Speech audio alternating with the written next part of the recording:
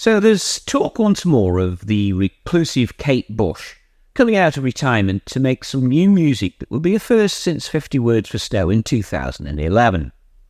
Now, if this did happen, the musical world would no doubt go into meltdown once again.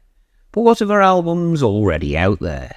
So in this video, I'm taking a look at her albums to see how the existing content currently shapes up.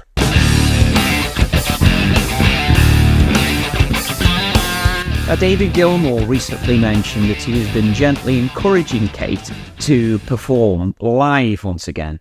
However, he emphasised that only Kate can decide when she is ready to return to the stage. Bush herself has expressed a strong desire to start working on new material, and she says that she's got lots of ideas and is looking forward to getting back into that creative space once again.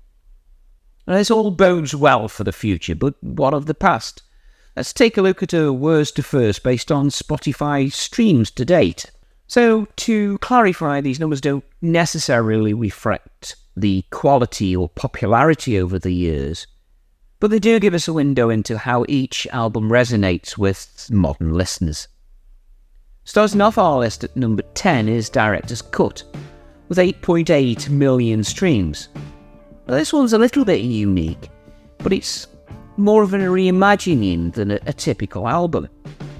In Director's Cut, Kate revisited and reworked songs from The Sensual World and The Red Shoes, with updated vocals and new instrumentation. And what she was doing is aiming to capture the original energy she felt that really had been missing on those albums. Though not as popular as original albums, it's a fascinating insight into Kate's artistic evolution, giving us an idea of how she thinks these songs should have sounded from the start. Now, if you're interested in seeing the way her music matures and deepens over time, Director's Cut is like a window into the mind of a true perfectionist. Coming in at number 9 is 50 Words for Snow with 15.8 million streams. Now, this 2011 album is one of her most atmospheric works. A winter-themed collection that's haunting and filled with unusual storytelling. Kate takes us on a snowy journey filled with ethereal piano and long meandering tracks that feel as expansive as a quiet, untouched landscape. One of the album's highlights is Snowed Out at Wheeler Street, and this is a duet with Elton John, and it tells the story of two lovers crossing time and lifetimes. It's got a true Kate Bush touch to it. It's an album that requires quite a bit of patience to enjoy, but if you give it that time, it's full of hidden depths that make it perfect for a chilly evening or a moment of introspection. At number 8 we have The Red Shoes with 24.1 million streams, released in 1993. Now, this album has an edgier, more rock-orientated sound than some of her earlier works. Inspired by the 1948 ballet film of the same name, it explores themes of obsession, desire and heartache. The title track itself tells a story of a girl who can't stop dancing, and this is mirroring Kate's own exhaustion with the pressures of fame at the time. This album also features some impressive collaborations, including the track with Prince, which wasn't common for Kate at that time. And while The Red Shoes marked the end of a certain chapter in her life, she took an 12-year hiatus afterwards. What it does show is Kate pushing her creative boundaries and exploring new ways to express her signature intensity.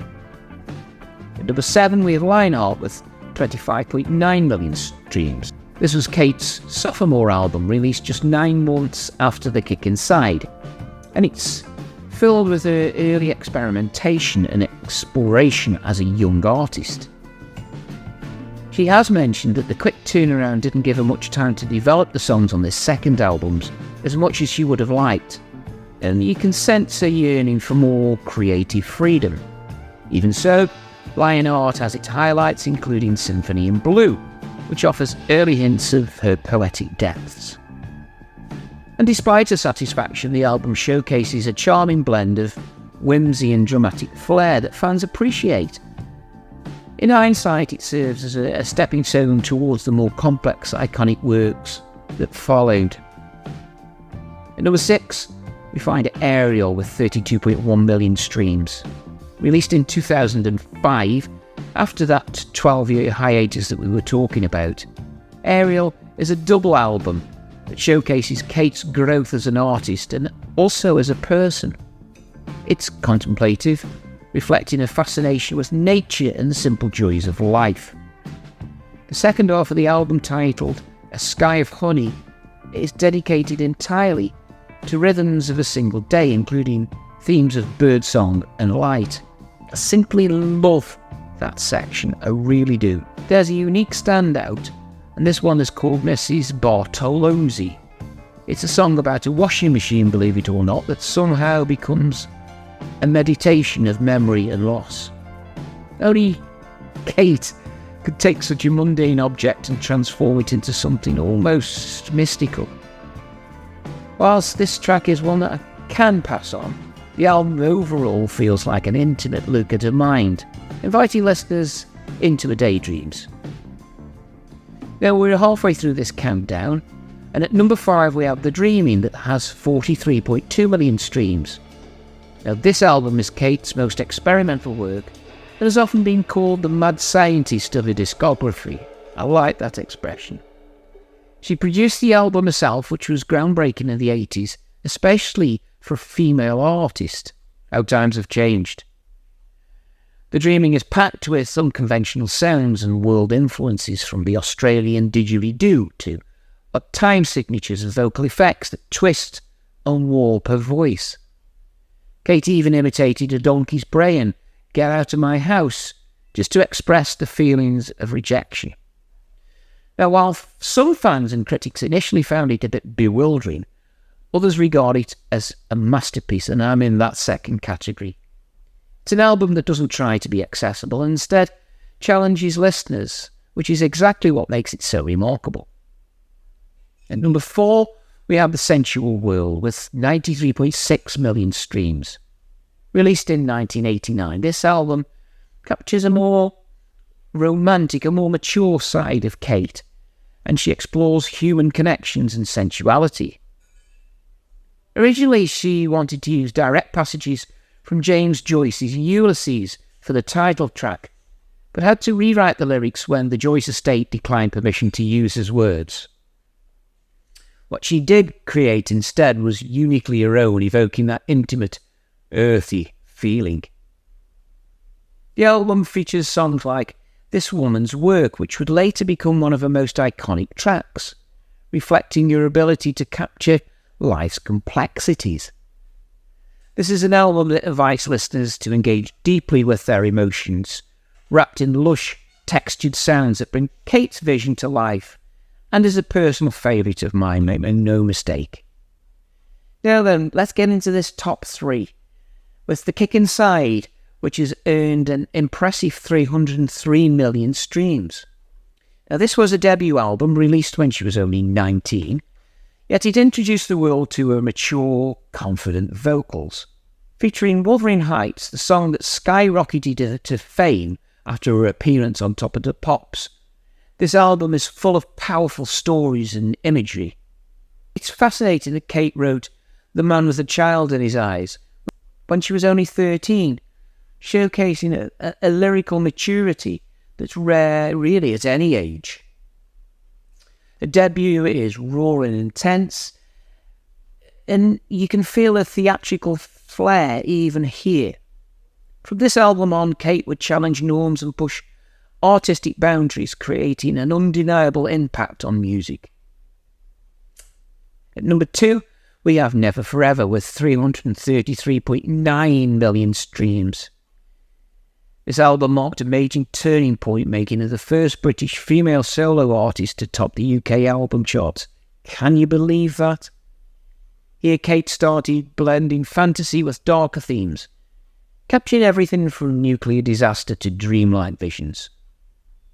Never Forever is also where she began working with the Fairlight CMI synthesizer. This was one of the earliest digital samplers, and this was able to add layers to her music that helped define her future sounds, and it really does show.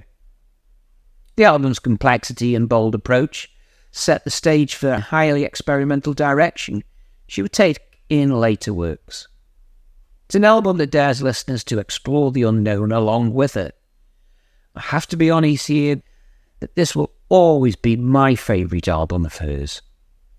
Finally, at number 1 is Hounds of Love, and this has a staggering 1.48 billion streams.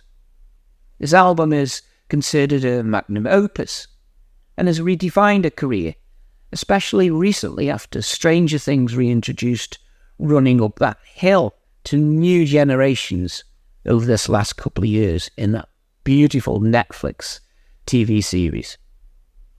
Hounds of Love is split into 2 parts. The pop-orientated first half and the conceptual ninth wave piece, which tells the story of a person lost at sea on the second side. Kate has called the ninth wave her proudest achievements, and it's easy to see why. It's an immersive cinematic journey that's almost a movie in sound. With this album, Kate not only topped the charts, but also created a timeless work that continues to inspire musicians, filmmakers, and fans alike today. So there you have it, Kate Bush's albums ranked by Spotify streams. Now, whether you're a fan of her early raw intensity or a later more experimental work, Kate's music offers something unique to us all. If there's an album on this list you haven't heard in a while, give it another listen, please do. You might just discover something you haven't noticed before. What I would like you to do is let me know your favourite album in the comments section. And for a more in-depth look at her album Lionheart, the link on screen now will help you find out more on this excellent piece of work.